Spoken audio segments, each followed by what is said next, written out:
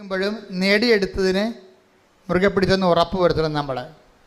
അല്ലാതെ എന്തെങ്കിലും ഒരു പരീക്ഷയ്ക്ക് ഒരു വിഷയം തോറ്റെന്ന് പറഞ്ഞാൽ ആ തോറ്റ വിഷയത്തെ ഓർത്തുകൊണ്ട് നമ്മൾ ക്രിസ്തുവിനെ അവലംബം വെക്കാനും വിശ്വാസത്തെ വർദ്ധിക്കാനും കൂടുതൽ പുണ്യങ്ങളിൽ പുരോഗമിക്കാനും കൂടുതൽ സുവിശേഷ സാക്ഷിയാക്കാനും അങ്ങനെ ആ വിഷയം തന്നെ എടുത്തുകൊണ്ട് ക്രിസ്തു വളരാൻ വേണ്ടിയാണ് നമ്മൾ ശ്രമിക്കേണ്ടത്. അല്ലാത്ത ആൾക്കാർ എടുത്തിരിക്കുന്ന ഉടമ്പടിയല്ല, ഉടായ്പാണ്. എന്താ കാര്യം? അവിടെ കാര്യം കാണാൻ വേണ്ടി ഏതോ പരിപാടിയൊക്കെ എന്തൊക്കെ എഴുതിയിട്ടിട്ട് ഇവർ വീട്ടിൽ പോയി കുത്തിയിരിക്കുകയാണ്. ദൈവം ഉദ്ദേശിക്കുന്നത് എന്താണ്? നിൻ്റെ ഓരോ വിഷയത്തിലൂടെയും ദൈവത്തെ നീയും തമ്മിലുള്ള ബന്ധത്തെ വർദ്ധിപ്പിച്ചെടുക്കുക. ദൈവത്തിൻ്റെ ഉദ്ദേശം അതാണ്. നമ്മുടെ ഉദ്ദേശം നമ്മൾ എഴുതിയിട്ടിരിക്കുന്ന കാര്യങ്ങൾ നടക്കുക മാത്രമാണ്. ദൈവത്തിൻ്റെ ഉദ്ദേശം അത് മാത്രമല്ല. എന്താണ്?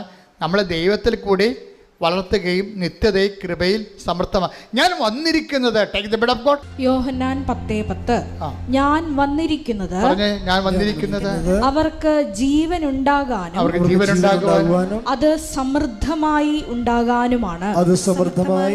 അപ്പൊ ഈ കിട്ടിയതല്ല, അത് സമൃദ്ധമാകാൻ വേണ്ടിയുള്ള പരീക്ഷണങ്ങൾ ദൈവത്തിൻ്റെ ഭാഗത്തുനിന്ന് എപ്പോഴും ഉണ്ടായിക്കൊണ്ടിരിക്കും. അതുകൊണ്ട് എപ്പോഴും നമ്മുടെ ജീവിതം സ്വച്ഛമായ ഒരു നീർച്ചാല് പോലെ എപ്പോഴും ഉണ്ടാകണം നിർബന്ധമില്ല. ചിലപ്പോഴും ഉണ്ടാകും. പക്ഷേ എന്നാലും ആ ഒരു വിഷയം കഴിയുമ്പോൾ അടുത്തൊരു വിഷയം ഡിസ്റ്റർബൻസ് ആയിട്ട് വരും.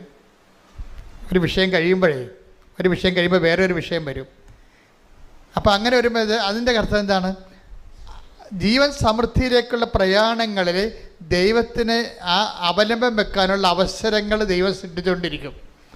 അവസരത്തിനത് ഉയരുക എന്നുള്ളത് നമ്മുടെ ആധ്യാത്മികമായ ബുദ്ധിയാണ്. കൈയടിച്ച് ശ്രദ്ധിക്കേണ്ട. Hallelujah, hallelujah, hallelujah, hallelujah, hallelujah.